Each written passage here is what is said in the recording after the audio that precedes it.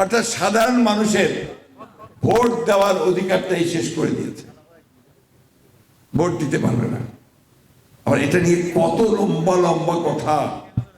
কালকে বলছে প্রেস কনফারেন্সে যে আমার ভোট নিয়ে, নির্বাচন নিয়ে এত কথা বলে, আমি বুঝতে পারি না। নির্বাচনটা আমরা করছি, এত সুন্দর নির্বাচন, অবাধ সুষ্ঠু নিরপেক্ষ নির্বাচন করছি। এখন এই কথাগুলো শুনলে আমি অনেকদিনও বলেছি যে ঘোড়াও হাসে। আপনার ঢাকাতে আপনার ঘোড়া গাড়ি ছিল আগে খুব, এখন আবার কিছু দেখা যায়, তাই না?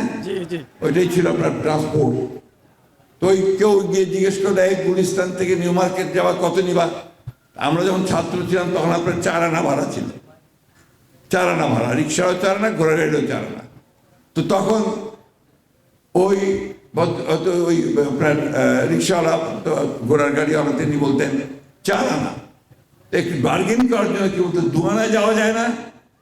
ওই সময় ঘোড়াটাকে একটা লাগাম দিয়ে টান দিতেন, টান দিলে ঘোড়া হ্যাঁ হ্যাঁ করে এসে উঠত, বুঝছেন? তখন ওই বলতে দেখেন আপনার কথা শুই না আমার ঘোড়াও হাসে। তো বন্ধুরা, আজকে উনার কথা শুনে ঘোড়াও হাসে যে ওনারা ভালো নির্বাচন করেন, সুষ্ঠু নির্বাচন করেন, তাই না? এক বিস্ময়ের ব্যাপার। একজন যাই হোক, অবৈধভাবে হোক আর যাভাবে হোক, একটা প্রধানমন্ত্রী, তো তাও আবার 15 বছর ধরে আছে প্রধানমন্ত্রী, ঠিক না? তো উনি কি একবারও চিন্তা করেন না যে আমার এই কথাটা শুনে মানুষ হাসবে? আবার বলেন যে ওদের এত মাথা ব্যথা কেন? ওরা মানে ওই আমেরিকা, পশ্চিমা বিশ্ব, ওদের এত মাথা ব্যথা কেন? এখানে তো সুষ্ঠু নির্বাচনই হয়। ওদের মাথা ব্যথার কারণ এইটা, ওরা গণতন্ত্রে বিশ্বাস করে।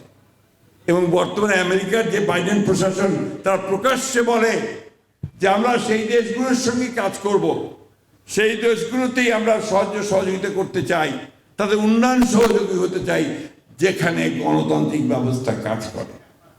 বন্ধুগণ, এখন ওদের প্রবলেম হয়ে গেছে। এক তো স্যাংশন দিয়েছেই র্যাবের উপরে, মানুষ খুন করত, কথায় কথায় গুলি করে মেরে দিত, গুম করে দিত, ঠিক না? আর ভিসা নীতি দিয়েছে। ভিসা নীতিতে এখন সবাই আতঙ্কে। ওদের যারা দুর্নীতি করেছে, যারা অন্যায় করেছে, যারা বিচার বহির্ভূত হত্যাকাণ্ড করেছে, যারা বিচারক হয়ে দলীয়ভাবে বিচার করছে, যে ব্যবসায়ী চুরি করছে, দুর্নীতি করছে, সবাই আপনার আতঙ্কিত হয়ে গেছে। সবচেয়ে বেশি আতঙ্কের ছাপ আমরা দেখতে পাচ্ছি আওয়ামী লীগের সভানেত্রী শেখ হাসিনার মুখে। এমন ভাবে কথাবার্তা বলছেন যে মনে হয় যে তার এখন আর সেই যে বহুদিন আগে আপনার একজন জাস্টিস, পরে চিফ জাস্টিস হয়েছিলেন জাস্টিস এটিএম আফজাল, তিনি বলেছেন রং হেডেড পার্সন, একজন রায়ের মধ্যে লিখেছিলেন। তো রং হেডেড পার্সন এখন আরো রং হেডেড হয়ে গেছেন। তো রং হেডেড পার্সন যদি আরো রং হেডেড হয়, তাকে কি বলে? উন্মাদ। তাকে বলে উন্মাদ।